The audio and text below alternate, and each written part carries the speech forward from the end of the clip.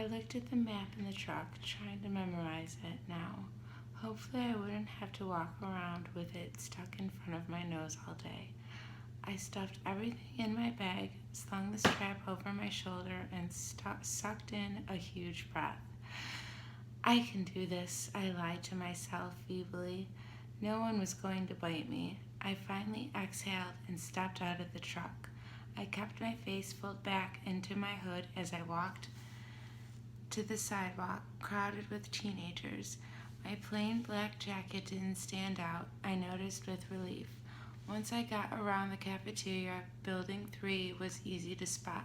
A large black 3 was painted on white square on the east corner.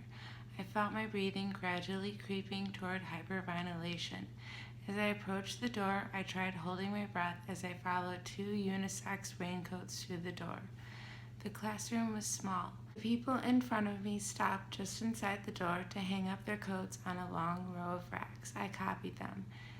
They were 2 girls, one a porcelain-colored blonde, other also pale with light brown hair. At least my skin wouldn't be stand out here. I took the slip up to the teacher, a tall, balding man whose desk had nameplate identifying him as Mr. Mason. He gawked at me when he saw my name, not an encouraging response, and of course I flushed tomato red. But at least he sent me to an empty desk at the back without introducing me to the class. It was harder for my new classmates to stare at me in the back, but somehow they managed. I kept my eyes down on the reading list the teacher had given me. It was fairly basic. Shakespeare, Faulkner. I'd already read everything that was confronting and boring. I wondered if my mom would send me my folder of old essays or if she would think that was cheating. I went through different arguments with her in my head while the teacher droned on. When the bell rang, a nasal-sounding and gangly boy with skin problems and black hair as an oil slick leaned across the aisle to talk to me. "You're Isabel Swan, aren't you?" He looked like the overly helpful chess club type. "Bella," I corrected him. Everyone within a 3-seat radius turned to look at us. "Where's your next class?" he asked. I had a check in my bag. Government with Jefferson in Building 6. There was nowhere to look without meeting curious eyes. "I'm headed toward Building 4. I could show you the way." Definitely over-helpful. "I'm Eric," he added. I smiled tentatively. "Thanks." We got our jackets and headed out into the rain, which had picked up. I could have sworn several people behind us were walking close enough to eavesdrop. I hoped I wasn't getting paranoid. "So this is a lot different than Phoenix, huh?" he asked. "Very. It doesn't rain much there, does it?" 3 or 4 times a year." "Wow, what was that must be like?" he wondered. "Sunny," I told him. "You don't look very tan." "My mother is part albino." He studied my face apprehensively and I sighed. It looked like clouds and a sense of humor didn't mix. A few months of this and I'd forget how to use sarcasm. We walked back around the cafeteria to the south building by the gym. Eric walked me right to the door, though it was clearly marked. "Well, good luck," he said as I touched the handle.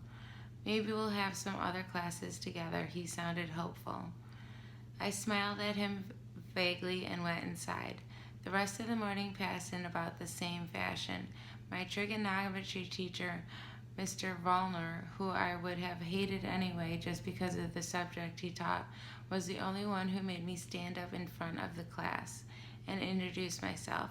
I stammered, blushed, and tripped over my own boots on the way to my seat. After 2 classes, I started to recognize several of the faces in each class. There was always someone braver than the others who would introduce themselves and ask me questions about how I was liking forks. I tried to be diplomatic, but mostly I just lied a lot. At least I never needed the map. One girl sat next to me in both Trig and Spanish, and she walked with me to the cafeteria for lunch. She was tiny, several inches shorter than my 5'4" but her wildly curly black hair made up a lot of the difference between our heights.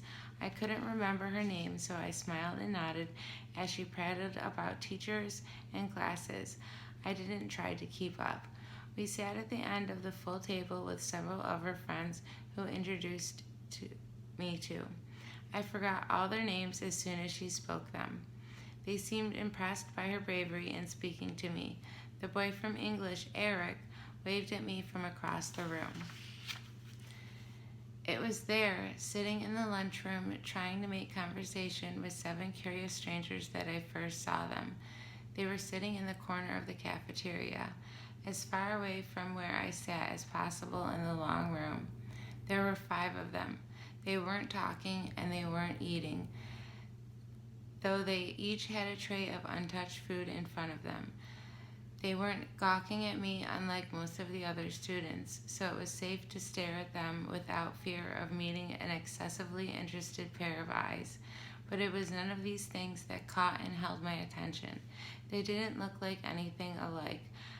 Of the 3 boys, one was big, muscled like a serious weightlifter with dark curly hair.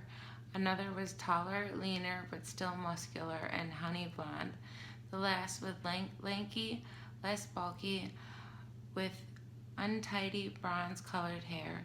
He was more boyish than the others, who looked like they could be in college or even teachers here rather than students. The girls were opposites. The tall one was statuesque. She had a beautiful figure, the kind you saw on the cover of the Sports Illustrated swimsuit issue, the kind that made every girl around her take a hit on her self-esteem just by being in the same room. Her hair was golden, gently waved to the middle of her back. The short girl was pixie-like, thin in the extreme with small features. Her hair was a deep black, cropped short and pointing in every direction, and yet they were exactly alike.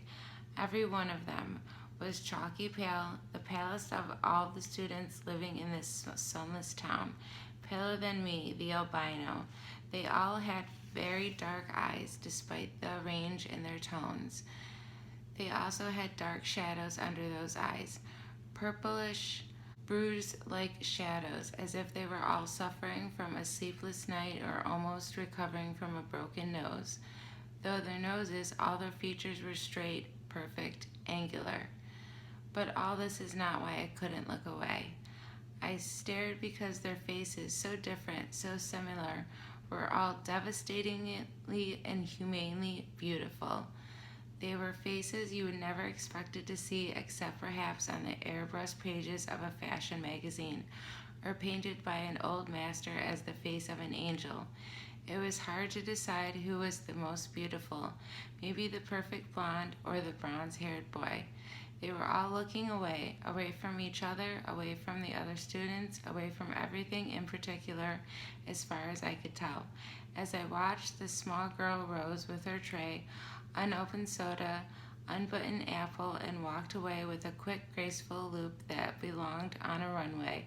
I watched amazed at her lithe dancer's step till she dumped her tray and glided through the back door faster than I would have thought possible.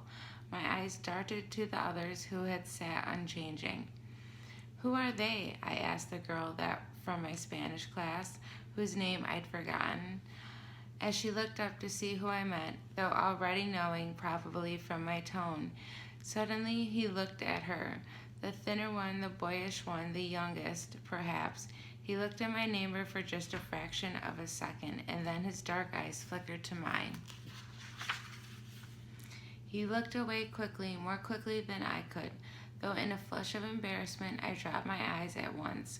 In that brief flash of a glance, his face held nothing of interest. It was as if she called his name, and he looked up in an involuntary response, already having decided not to answer. My neighbor giggled in embarrassment, looking at the table like I did. "That's Edward and Emmett Cullen, and Rosalie and Jasper Hale. The one who left was Alice Cullen. They all lived together with Dr. Cullen and his wife." She said this under her breath. I glanced sideways at the beautiful boy who was looking at his tray now, picking a bagel to pieces with long, pale fingers. His mouth was moving very quickly, his perfect lips barely opening. The other three were still looked away, and yet I felt he was speaking quietly to them. Strange, unpopular names, I thought, the kinds of names grandparents had, but maybe that was in vogue near small town names. I finally remembered that my neighborhood was called Jessica, and perfectly common name. There were 2 girls named Jessica in my history class back home. They are very nice looking. I struggled with the conspicuous understatement. Yes, Jessica agreed with another giggle.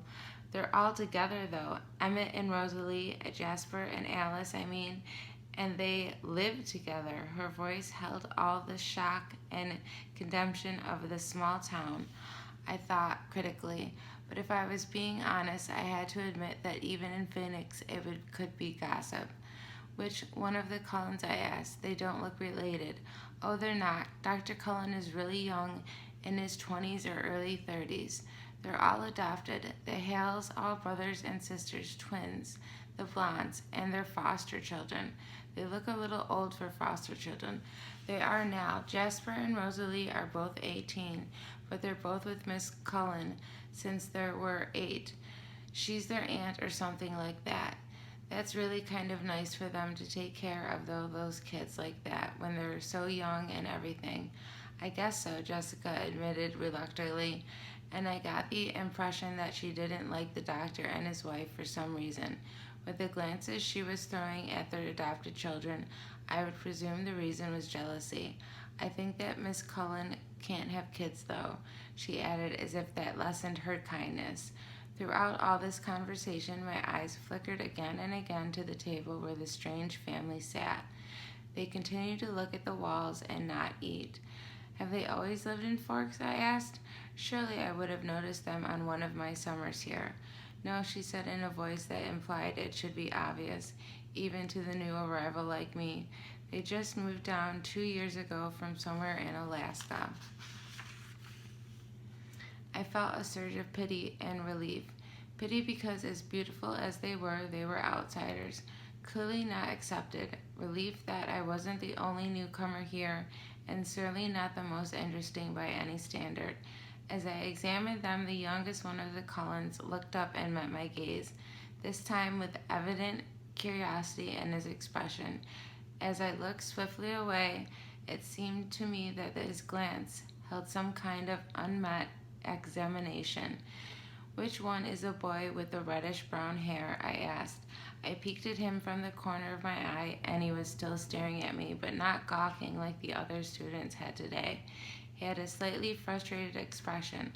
I looked down again. That's Edward. He's gorgeous, of course, but don't waste your time. He doesn't date. Apparently, none of the girls here are good enough looking for him, she sniffed. A clear case of sour grapes. I wondered when he'd turn her down. I bit my lip to hide my smile. Then I glanced at him again. His face was turned away, but I thought his cheek appeared lifted as if he were smiling too. After a few more minutes, the 4 of them left the table together. They were noticeably graceful, even the big brawny one. It was unsettling to watch. The one named Edward didn't look at me again. I sat at the table with Jessica and her friends longer than I would have if I'd been sitting alone. I was anxious not to be late for my class on my first day. One of my new acquaintances, who considerably reminded me that her name was Angela, had biology 2 with me the next hour. We walked to class together in silence. She was shy too. And we're going to end that off, and we're going to start again tomorrow. So that is Twilight. We are still on chapter 1, but we will keep reading tomorrow. I hope you guys enjoyed, and thank you to all my fancy friends.